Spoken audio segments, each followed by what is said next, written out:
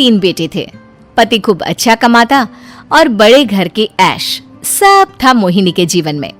लेकिन एक चीज जो नहीं थी वो थी सुकून। मेरी बहन और मेरा भाई दोनों गरीब, लेकिन मैं मेरे पास तो नोट की बरसात है। तभी मोहिनी की बहन वीना उसके दरवाजे आ जाती है। अरे मोहिनी, कैसी है? मेरे घर में ना सिलेंडर खत्म हो गया है। तेरे पास तो इतने पैसे हैं, भरवा देना मेरा सिलेंडर। पैसे जैसे ही आ जाएंगे मैं दे दूंगी। तभी मोहिनी का पति राकेश आ जाता है। क्या है वीना, ये अपने घर की परेशानी हम लोगों के घर ना गाया करो। तुम्हारी बहन को तुम लोगों पर तरस आ जाता है और वो पैसे देने लग जाती है। मुझे ये बिल्कुल पसंद नहीं है। ओ जीजा जी, नहीं, मैं तो वो बस अच्छा मैं चलती हूँ। वीना वहां से चली जाती है। उसके जाने के बाद अच्छा किया जो आपने सुना दिया। अरे न जाने क्या सोचकर मेरे घर आ जाती है कि जैसे यहाँ तो भंडारा भरा है। अरे कितना तो दे दिया। अच्छा जी, जरा 1000 तो देना। वो बिन्नी दीदी है ना, उनके घर जा रही हूँ। उनका पोता हुआ है तो मुंह दिखाई दे दूंगी। हाँ, उन लोगों के आगे तो शो ऑफ किया करो। वो खुद को बड़ा अमीर शो करते हैं ना, दिखा दे कि तू भी किसी से कम नहीं है। हाँ जी, इसी के लिए तो जा रही हूँ।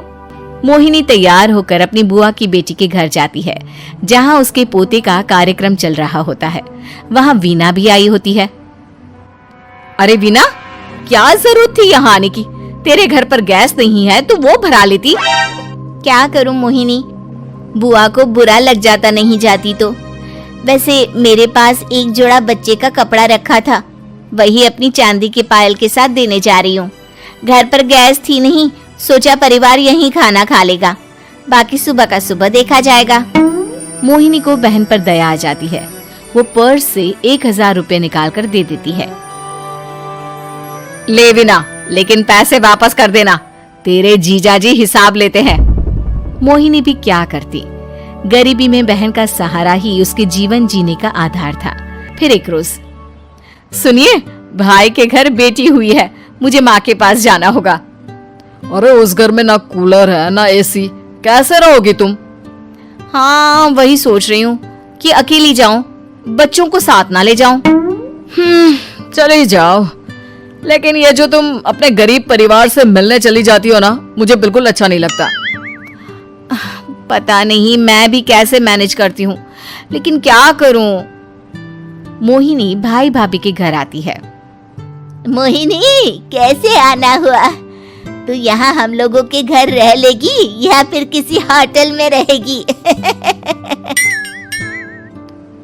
क्या हो गया है माँ, मोहिनी को क्यों ऐसे बोल रहे हैं आप? अरे तू नहीं जानती अपनी ननद को, पैसे वाली है ना, तो ऐड कुछ ज्यादा ही है। मोहिनी को माँ की बात का बुरा नहीं लगता है, क्योंकि उसे पता ही नहीं चलता कि माँ उसे जली कटी सुना रही है। वो भाभी की बच्ची के साथ लेन देन करती है और वहाँ से चली जाती है। उसके जाने के बाद, माँ क्यों आप मोहिनी को इतनी सारी बातें सुनाती हो? भाई का बेटा बोल पड़ता है। माँ, क्योंकि दादी जानती है कि बुआ के अंदर घमंड है। सही बोल रहा है मोहन, बहू भले तुझे ना दिखता हो, लेकिन मुझे और मोहन को दिखता है कि वो कितनी घमंडी है। मोहिनी मायके आती है, जहाँ गरीबी के कारण चीजें कम होती हैं। इस मोहन के बच्चे को काम पर लगा दो ना, किसी दुकान या किसी होटल में, बर्तन धो लिया करेगा, कम से कम 4 पैसे और आएंगे घर में। देख मोहिनी, माना तेरे पास पैसा है, लेकिन तेरे भाई के दिन इतने भी बुरे नहीं चल रहे कि वो अपने बच्चे की पढ़ाई रुकवाकर उससे बर्तन धुलवाए। मोहन माँ की ओर देखता है, जैसे आंखों से बोल रहा हो, देख लिया बुआ का हाल। हाँ मोहिनी, बात तो सही है, लेकिन अभी मोहन को पढ़ना है। आखिर तुम भी तो अपने दोनों बेटों को पढ़ा रही हो ना। मेरे बेटों से कैसे कंपेयर कर सकती हैं आप? अरे वो तो कलेक्टर बनेंगे।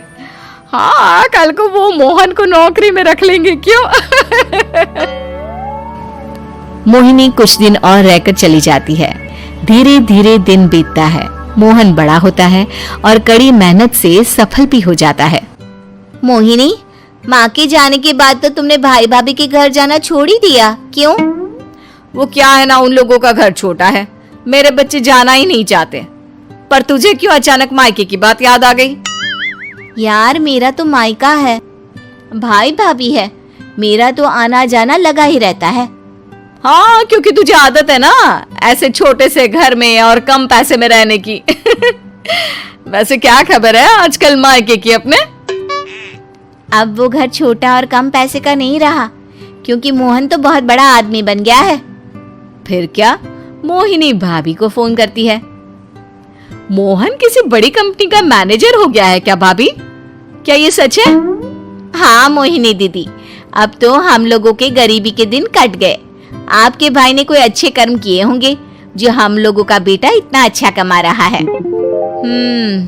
देख लो भाभी, पहले भी आपने कई गलतियां की थी, आप थोड़ा संभल कर चलना। भाभी को मोहिनी की बात समझ में नहीं आती कि वो क्या कहना चाहती है।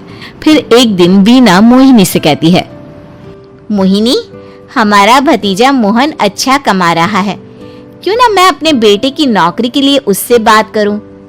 अरे बुआ का बेटा है, ये सोचकर मदद तो करेगा ना? हाँ हाँ, क्यों नहीं करेगा, उसके बुरे दिन में तो हम भी खड़े थे। मोहन को वीना फोन करती है और अपने बेटे की मदद करने की बात करती है। हाँ हाँ बुआ, क्यों नहीं, आप सिद्धार्थ को भेज दें, मैं अपनी ही कंपनी में उसकी नौकरी करवा देता हूँ। दिन बीतते हैं, अब वीना के हालात भी अच्छे हो जाते हैं। क्या बात है वीना, तूने भी कार ले ली, वो भी इतनी अच्छी? हाँ मोहिनी, अपने भतीजे के कारण तो हम लोगों के दिन अच्छे हो गए। उसने सिद्धार्थ की नौकरी लगवा दी है, वो भी शानदार। ठीक है, लेकिन पैसे ख्याल से खर्च करना। वो क्या है ना, पैसे आने आसान है लेकिन संभालने मुश्किल। मोहिनी घर पर अपने पति से बात करती है। देखो ना, सबके पास पैसे हैं, एक वक्त था जब मैं ही अमीर हुआ करती थी। लगता है कि ज्यादा दिन नहीं रह पाओगी, मेरी नौकरी को कुछ साल ही बचे हैं और तुम्हारे दोनों लड़के निकम्मे हैं। उन लोगों को बोलो ना कि नौकरी करे। तभी वहाँ मोहिनी के बेटे भी आ जाते हैं। अरे हमें क्या मोहन समझा है जो दिन रात गधे की तरह काम करते रहे? खैर, दिन फिरते हैं और मोहिनी के पति की नौकरी भी खत्म हो जाती है। मोहिनी क्या करे, थोड़े से पैसे में गुजारा नहीं हो रहा है। तो क्या करे, मेरी समझ में कुछ नहीं आ रहा। मोहन को बोलो ना कि वो इन दोनों के लिए नौकरी देखे, जैसे सिद्धार्थ के लिए नौकरी देखी है। मोहिनी क्या कहती, उसे अपने वो दिन याद आ जाते हैं जब उसने भाभी से मोहन को नौकर बनने की सलाह दी थी। क्या हो गया, क्या सोच रही हो मोहिनी? यही कि वक्त कभी भी किसी का भी पलट सकता है। ऊपर वाले से डर